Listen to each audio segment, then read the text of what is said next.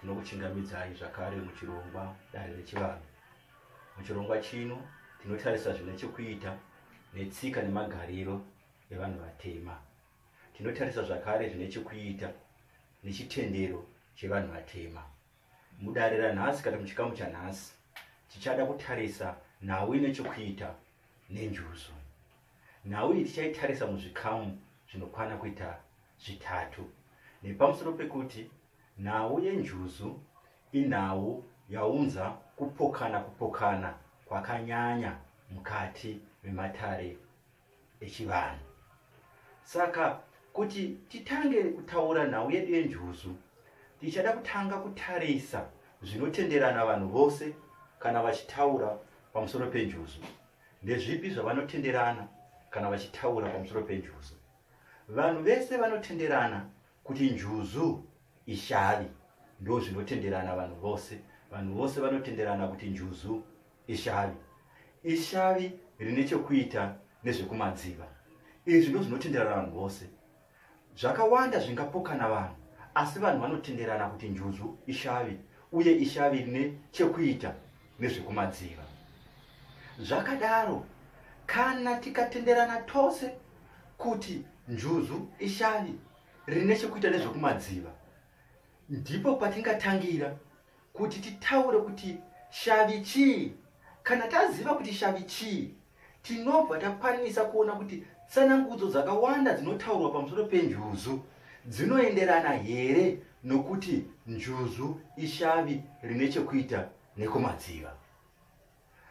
Tine zvatinonzwa zvichitaurwa zvakawanda pamusoro penjuzu. Takambonzwa vamwe vachiti kune njuzu inonzi njuzu yedona. Zvanzi njuzu yedona inopotera, kana yapotera pamunhu, munhu iyeye anenge akuda zvemucheno kana zvokutsvinda zvakanyanya. Ndo zvatakambonzwa panjuzu yedona. Zvonzi zvakare kune imwe njuzu inopotera futi zvakare pamunhu inonzi njuzu mupeperekwa, yokuti kana ikapotera pamunhukadzi, munhukadzi iyeye anopedzisira aita pambi.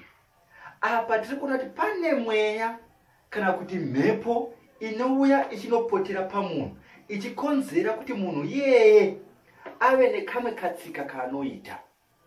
Asizve tinonzwa zvekare kuti kune njuzu inonzi njuzu yedope. Zvanzi njuzu iyi inenge ichidya nhope, ichidya hove, ichidya mazai mambishi. Zvanzi injuzu yedope kana kuti njuzu yenhope. Tikatarisa zvakutaurwa panjuzu yenhope kana njuzu yedope, takuona kuti njuzu iyi yava kuita sechisikwa. Saka totadza kuziva kuti njuzu chisikwa here kana kuti mweya.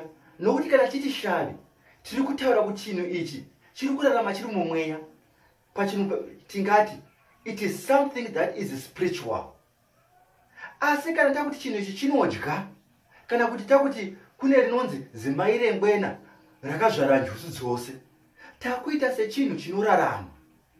Saka kana tikaisa njuzu kuti chinorarama, zvakuunza rima pakuti njuzu chii. Chinhu chinorarama here, chichidya hove, kati mweya unonopotera.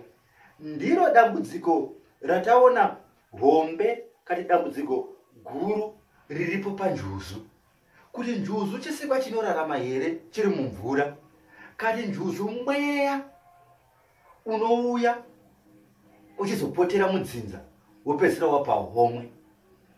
Dambudziko riripo apa rinoita kuti vanhu tisazonzwisisa kuti njuzu chii. Zvinobva mune zvakawanda zvatiri kurarama mazviri nezvinotaurwa pamusoro penjuzu nemafungiro anoita vanhu pamusoro penjuzu.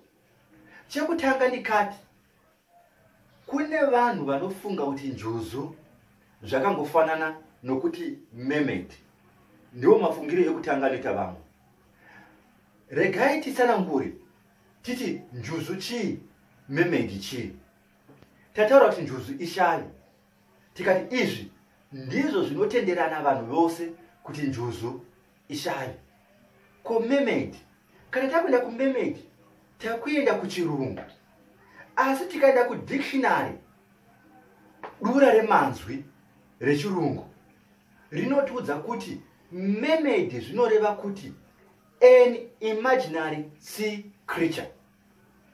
Saka mermaid chatova chisikwa chinorarama, asi njuzu tati ishavi, ispirit. Saka pane musiyano an imaginary sea creature, zvinhu zvinofungirwa nevarungu kuti zviriko, chipuka chinofungirwa nevarungu kuti chiriko. Njuzu hachisi chipuka, asi tati ishavi, mweya. Saka zvinotaura kuti pane musiyano apa pakati pemermaid nenjuzu. Asi kune vanhu vakanotora kuti mermaid, an imaginary sea creature, mermaid iyoyo ndiyo njuzu. Ndosaka takuzoona vanhu vanenge vakutsanangura vachiti njuzu yakati uku munhu kuzasi ihove, vanenge votsanangura a mermaid, an imaginary sea creature, kwete njuzu. Saka ndiwo dambudziko rokutanga revanhu vanotora kuti njuzu imermaid, vopedzisira voti patsananguro dzinoenderana nemermaid, kwete nenjuzu. Tabva ipapo tine rimwe dambudziko zvekare ratinaro rinoita kuti pasava nekujeka pakati pekuti njuzu chingava chii. Inhau yengano. Tine ngano dzatinadzo dzinotaura pamusoro penjuzu. Vamwe vanobva vatora ngano idzodzo sengano dzinoti pane nherera yanenge ichitambudzwa ndokubva yazoimba ichienda kurwizi, poimbwa rwiyo rwanagwenyambira. Nherera iyi ndozonotorwa nenjuzu yoenda pasi pemvura, ndopainonodzidziswa kuita murapi, yozobuda yava chiremba, yozonobetsera mambo, yoona pfuma zhinji. Iyi ingano iriko. Ngano inenge ine dzidziso. Ngano dzine chekuita nenjuzu dzinodzidzisa kuti njuzu ine chekuita chikuru nekurapa. Asi hazvire kuti zvese zvinenge zvitaurwa mungano umu zvinhu zvinenge zvakatoitika. Tikaona ngano dzanatsuro nagudo, hazvirevi kuti gudo raitaura, hazvirevi tsuro yaitaura, asi ingano ine chainodzidzisa. Saka tine ngano dziripo dzinozotorwa nevamwe vanhu voona sekuti zviri kutaurwa mungano umu zvinhu zvakaitika. Tine zvakare vanhu vakuita mari nenyaya dzenjuzu. Hatipo pakupukana, hatipo pakutukana, asi toda kuti titaura nechokwadi. Kune vanhu vakuita mari nepamusoro penjuzu. Ndivo vanhu vava nedzimwe dzidziso, asi dzidziso idzi dzinogona kuve dzisiri dzidziso dzechokwadi. Tine vanhu vanoita mari nechikristu, vanotaura nhau yeseeding mumakereke, kuti sima mari yako, ukasima mari yako uchazoona yawanda. Vamwe vanotaura nezveseeding atiri mumakereke, takazoona voendeswa kumatare, zonzi munhu uyu akanidyeredzera, akadya mari yangu, akatora mota yangu, hapana chandakazowana. Asi vanhu ava vanenge vane vanhu vavanoshanda navo, vanoti vakapupura muchechi, munoti chokwadi, ndikasimawo mari yangu seeding, ndinogona kusima 1000 ndikaona yava 100,000. Zvirimo mumakereke, zviriko kuchivanhu. Vanhu vanouya nemanzwi anotapira vachitaura pamusoro penjuzu kuti ukadai unoita mari yakawanda. Inonzi commercialization yechivanhu, kutsvaga mari. Chimwe chinhu chaunza rima panhau yenjuzu inhau yokuti mudzimu kana shavi, mudzimu unogona kuzvitaridza nedzimwe nzira, chero shavi rinogona kuzvitaridza nerimwe nzira. Mudzimu unogona kuzvitaridza kana uchifamba mudondo woona nyoka, asi mudzimu uri kuzvitaridza pauri, asi hatingati mudzimu inyoka. Unogona kusangana neshumba, shumba ndosati shumba yandaona nhasi yakasiyana nedzimwe shumba dzose. mudzimu unenge wazvitaridza seshumba. Chero panyoka ipapo unonyatsoona kuti nyoka iyi yandaona iyi handisati ndamboona nyoka yakadaro. Mudzimu uri kuzvitaridza senyoka.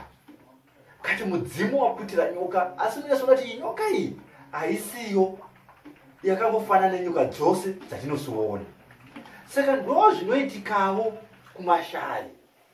Mashavi ane dzimwe nzira dzaanogona kuzvitaridza nayo, nzira yanogona kuzvibudisa pachena kuti tiripo.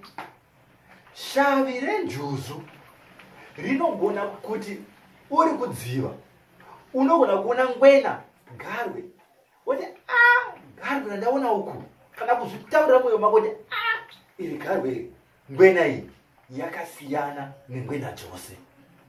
Unogona kuona nyoka, uyasona kuti nyoka iyi uri kudziva ikoko. Unogona kuona nyoka iri mudziva, uyasona kuti nyoka iyi yakasiyana nenyoka dzose dzandinoziona. Shavi renjuzu runogona kuzvitaridza zvekare chero sehove, asi unoziona kuti hove iyi yakasiyana nehove dzandinoziona. Saka ndezvimwe zvinogona kuuyisa rima pakati pekuti njuzu chii, nokuti vanhu vanozotora izvo zvavanenge vakaona izvozvo, zvavanenge vazonzi pamwe unovhunzira zonzi waona njuzu, wototi saka ndo zvakaita njuzu. Njuzu inogona kuzvitaridza sechamupupuri checho chaicho, asi hatingati kana tasvika pakuti totsanangura njuzu tozi njuzu, totsanangura chamupupuri tozi ndo njuzu.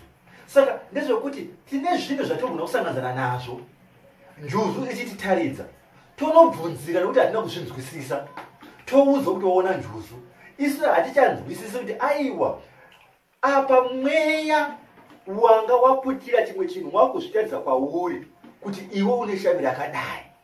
Mudzimu ndozvaunozviita kana uchizvitaridza kwauri kuti iwe une mudzimu, unogona kuzvitaridza nemunyoka kana nemune imwe mhuka inogona kukutyisa, asi hapana zvainokuita, haikukuvadzi. Ndo zvinozoita kuti vanhu tisanzwisisa kana potsanangurwa nyaya yenjuzu. Rimwe dambudziko nderekufunga kuti mweya yese yekumadziva injuzu.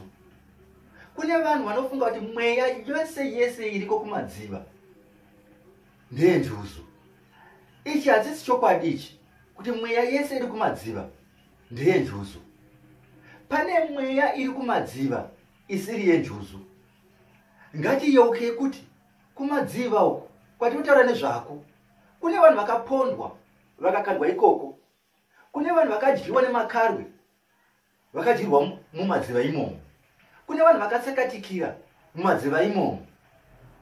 Tine zvakawanda zvakaipa zvakaitika kumadziva uku, zvekuti dzimwe mweya dziri kumadziva imweya dzengozi, kwete mweya dzenjuzu. Hatifaniri kuti mweya yese ikangodzi mweya wekumadziva tototi injuzu. Mweya yekumadziva inoda kuongororwa kuti mweya yakamira sei, nokuti tinotambira mweya yengozi yekumadziva tichiti injuzu. Kana tichiti njuzu ishavi, zvinenge zvichitopatsanura izvozvo kuti ishavi rakamira sei. Njuzu ishavi rinotsvakwa nemudzimu, haingouyi yega. Njuzu inototsvakwa nemudzimu, ishavi rekumadziva asi rinotsvakwa nemudzimu. Mudzimu ndo unotsvaka njuzu.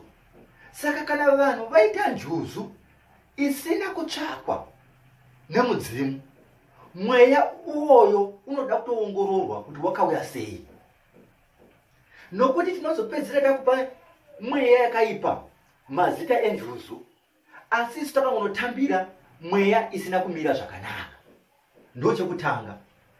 Toitawo zvekare kuti hongu mweya uyu kati shavi iri razopotera rinogona kuva rakatsvagiwa nemudzimu, asi totadza kuribata, topembedza shavi roenda pamusoro pemudzimu. Njuzu iyo inototinetsa, nokuti taisa pamusoro pemudzimu Takati shavi rinofanirwa kushanda riri pasi pemudzimu, ndikoti shavi iroro rishande zvakanaka. Tikanotora njuzu tikaipembedza, njuzu ikaenda pamusoro peshavi, njuzu iyo inogona kutipinza muchipfambi nemhaka yekuti yakuita zvainoda.